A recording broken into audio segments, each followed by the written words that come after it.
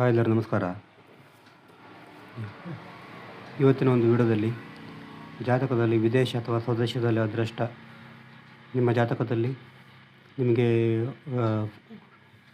ವಿದೇಶದಲ್ಲಿ ಅದೃಷ್ಟ ಸಿಗುತ್ತಾ ಅಥವಾ ಸ್ವದೇಶದಲ್ಲಿ ಅದೃಷ್ಟ ಸಿಗುತ್ತಾ ಅಂತ ಈ ವಿಡಿಯೋದಲ್ಲಿ ಡೀಪಾಗಿ ತಿಳ್ಕೊಳ್ಳೋಣ.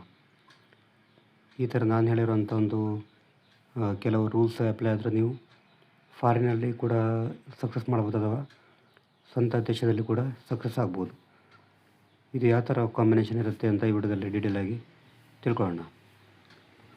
ಸಾಮಾನ್ಯವಾಗಿ ಲಗ್ನ ಚರರಾಶಿಯಾಗಿದ್ದು, ಲಗ್ನ ಏನಾದರೂ ಚರರಾಶಿಯಾಗಿದ್ದರೆ, ಚರ ಅಂತ ಹೇಳಿದ್ರೆ ಚಲಿಸುವ ರಾಶಿ, ಲಗ್ನ ಚರರಾಶಿಯಾಗಿದ್ದರೆ ಮತ್ತು ಲಗ್ನಾಧಿಪತಿ ಕೂಡ ಚರರಾಶಿಯಲ್ಲಿದ್ದರೆ ಅವರು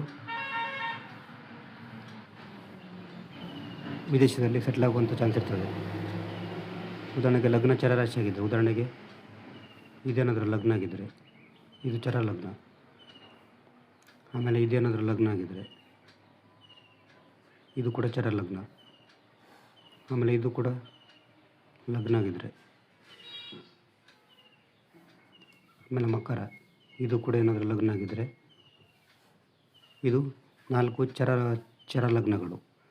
ಈ 4 ಚರ ಲಗ್ನ ಆಗಿದ್ದರೆ ಮತ್ತು ಲಗ್ನಾಧಿಪತಿ ಕೂಡ ಚರ ಲಗ್ನದಲ್ಲಿದ್ದರೆ, ಉದಾಹರಣೆಗೆ ಇದು ಲಗ್ನ ಆಗಿ ಇದರ ಅಧಿಪತಿ ಏನಾದರೂ ಮಂಗಳೇನಾದರೂ ಇಲ್ಲಿ ಇದ್ದರೆ, ಅಥವಾ ಇದು ಚರ ಲಗ್ನ ಆಗಿದ್ದರೆ, ಅಂದರೆ ಕಟಕ ಚರ ಲಗ್ನ ಆಗಿದ್ದು ಲಗ್ನಾಧಿಪತಿ ಚಂದ್ರ ಏನಾದರೂ ಮೇಷದಲ್ಲಿ, ಕಟಕದಲ್ಲಿ, ತುಲಾದಲ್ಲಿ ಮತ್ತು ಮಕರದಲ್ಲಿದ್ದರೆ, ಆಮೇಲೆ ತುಲಾ ಲಗ್ನ ಆಗಿದ್ದು ಇದು ಕೂಡ ಚರ ಲಗ್ನ, ಇದರ ಅಧಿಪತಿ ಶುಕ್ರ ಏನಾದರೂ ಮೇಷ, ಕಟಕ, ತುಲಾ, ಕುಂಭದಲ್ಲಿದ್ದರೆ, ಉದಾಹರಣೆಗೆ ಇದು ಲಗ್ನ ಬಂದುಬಿಟ್ಟು ಮಕರ, ಇದರ ಅಧಿಪತಿ ಶನಿ, ಈ ಶನಿ ಏನಾದರೂ ಚರ ಲಗ್ನದಂಥ ಒಂದು ಮೇಷ, ಕಟಕ, ತುಲಾ, ಮಕರದಲ್ಲಿದ್ದಾಗ ಕೂಡ ಅವರು ಫಾರಿನ್ ಸೆಟ್ಲ್ಮೆಂಟ್, ವಿದೇಶದಲ್ಲಿ ಸೆಟ್ಲ್ ಆಗುವಂಥ ಚಾನ್ಸ್ ಬಹುತೇಕ ಇರ್ತದೆ. ಮತ್ತು ಇದಕ್ಕೆ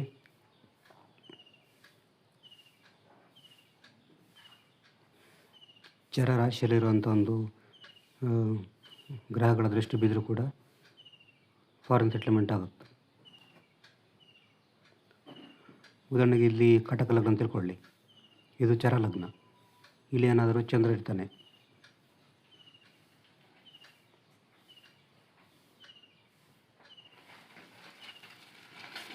ಆಮೇಲೆ ಇದು ಮೇಷ ಲಗ್ನ, ಇದು ಕೂಡ ಚರ ಲಗ್ನ, ಇಲ್ಲಿ ಏನಾದರೂ ಮಂಗಳ ಇರ್ತಾನೆ ಅಂತ ತಿಳ್ಕೊಳ್ಳಿ, ಇಲ್ಲಿ ಚರ ಲಗ್ನದಲ್ಲಿರುವಂಥ ಮಂಗಳನ ದೃಷ್ಟಿ 4ನೇ ಮನೆಗೆ ಬಿದ್ದರೆ,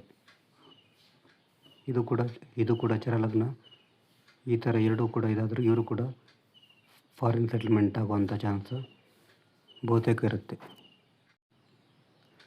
ನಂತರ ಇದರ ಆಪೋಸಿಟ್ ಅಂತ ಹೇಳಿದ್ರೆ ಸ್ವದೇಶದಲ್ಲಿ ಸ್ಥಿರವಾಗಿರಲಿಕ್ಕೆ ಕಾರಣ ಆಗುವಂಥ ಒಂದು ಪೊಸಿಷನ್ ನೋಡೋದಾದರೆ, ಉದಾಹರಣೆಗೆ ಲಗ್ನ ಸ್ಥಿರ ಆಗಿರಬೇಕು, ಲಗ್ನ ಸ್ಥಿರ ಆಗಿದ್ದು, ಲಗ್ನ ಸ್ಥಿರ ರಾಶಿ ಅಂತ ಹೇಳಿದ್ರೆ ವೃಷಭ, ಸಿಂಹ, ವೃಶ್ಚಿಕ, ಕುಂಭ,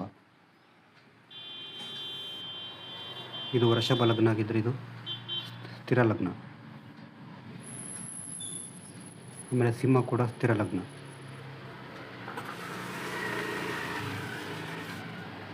ಆಮೇಲೆ ವೃಶ್ಚಿಕ ಇದು ಕೂಡ ಸ್ಥಿರ ಲಗ್ನ, ಮತ್ತು ಕುಂಭ ಇದು ಕೂಡ ಸ್ಥಿರ ಲಗ್ನ. ಈ ಸ್ಥಿರ ಲಗ್ನಗಳಾದಂಥದ್ದು ವೃಷಭ, ಸಿಂಹ, ವೃಶ್ಚಿಕ, ಕುಂಭ ಇದು ಸ್ಥಿರ ಲಗ್ನ ಆಗಿದ್ದು, ಮತ್ತು ಸ್ಥಿರ ರಾಶಿಯಲ್ಲಿ ಲಗ್ನಾಧಿಪತಿ ಇದ್ದರೆ, ಉದಾಹರಣೆಗೆ ಲಗ್ನಾಧಿಪತಿ ಏನಾದರೂ ಇಲ್ಲಿ ವೃಷಭದಲ್ಲಿದ್ದರೆ, ಲಗ್ನಾಧಿಪತಿ ಸಿಂಹದಲ್ಲಿದ್ದರೆ, ಲಗ್ನಾಧಿಪತಿ ವೃಶ್ಚಿಕದಲ್ಲಿದ್ದರೆ, ಲಗ್ನಾಧಿಪತಿ ಕುಂಭದಲ್ಲಿದ್ದರೆ, ಮತ್ತು ಈ ಲಗ್ನಾಧಿಪತಿಗೆ ಸ್ಥಿರ ರಾಶಿಯಲ್ಲಿರುವಂಥ ಗ್ರಹಗಳ ಒಂದು ಪ್ರಭಾವ ಇದ್ದರೆ ಅವರು ಸ್ವದೇಶದಲ್ಲಿ ಸ್ಥಿತರಾಗ್ತಾರೆ, ಸ್ವಂತ ದೇಶದಲ್ಲಿ ಇದು ವಾಸಿಸುವಂಥ ಒಂದು ಚಾನ್ಸ್ ಬಹುತೇಕ ಇರ್ತದೆ. ಇದು ಸ್ವದೇಶ ಮತ್ತು ವಿದೇಶದಲ್ಲಿ ವಾಸಿಸುವಂಥ ಒಂದು ಯೋಗಗಳು, ಇದು ಬಹುತೇಕ ಅಪ್ಲೈ ಆಗುತ್ತೆ. ನೀವು ಇದನ್ನು ಕರೆಕ್ಟಾಗಿ ನೋಡಿದರೆ, ಸರಿಯಾಗಿ ನೀವು ಅಬ್ಸರ್ವ್ ಮಾಡಿದರೆ ಬಹುತೇಕ ಇದು ಕ್ಲೀನಾಗಿ ಅಪ್ಲೈ ಆಗುತ್ತೆ. ಇದು ನಂತರ ಹೇಳ್ತೇನೆ ನೋಡಿ, ಲಗ್ನ ಚರರಾಶಿಯಾಗಿದ್ದು ಮೇಷ, ಕಟಕ, ತುಲಾ, ಮಕರದಲ್ಲಿ ಲಗ್ನಾಧಿಪತಿ ಇದ್ದರೆ ಮತ್ತು ಆ ಲಗ್ನಾಧಿಪತಿಗೆ ಕೂಡ ಚರ ರಾಶಿಯಲ್ಲಿರುವಂಥ ಗ್ರಹಗಳ ದೃಷ್ಟಿ ಇದ್ದರೆ ಅವರು ವಿದೇಶದಲ್ಲಿ ಸೆಟ್ಲ್ ಆಗ್ತಾರೆ.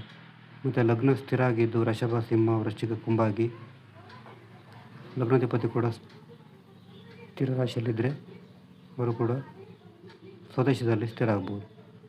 ನಿಮಗೆ ಜಾತಕ ವಿಷಯ ಮಾಡಬೇಕಂದ್ರೆ ನಮ್ಮೊಂದು ವಾಟ್ಸಪ್ ಸಂಖ್ಯೆ 70